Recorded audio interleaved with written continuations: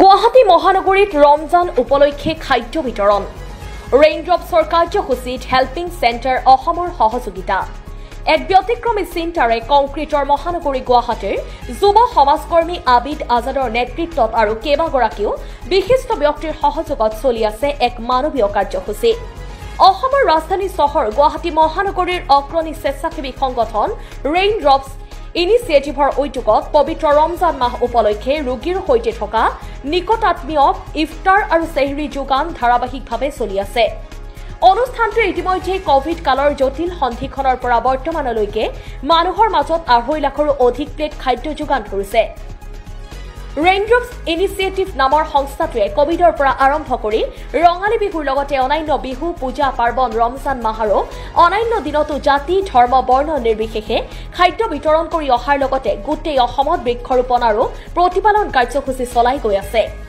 উক্ত কাৰ্যসূচীত কালি বৰপেটা জিলাৰ দত্তকুছিৰ অগ্ৰণী স্বেচ্ছাসেৱী সংগঠন হেল্পিং চেণ্টাৰ অসমৰ তৰফৰ পৰা ইয়াৰ কাৰ্যকৰ্তাসকলে সহযোগিতা আগবঢ়োৱাৰ লগতে ইফতাৰ আৰু চেহৰি বিতৰণ কাৰ্যসূচীত অংশগ্ৰহণ কৰে।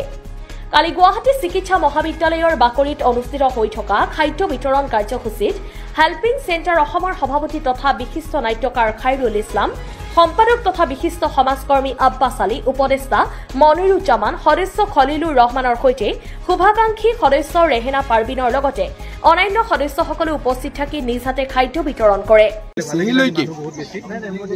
অকণমান কণ্ট্ৰিবিউশ্যন এটা দিবলৈ চেষ্টা কৰিছে। আচলতে চিকিৎসালয়ত থকা সময় এজন মানুহৰ কাৰণে আটাইতকৈ জীৱনৰ বেদনাদায়ক সময়, আটাইতকৈ জটিল সময়।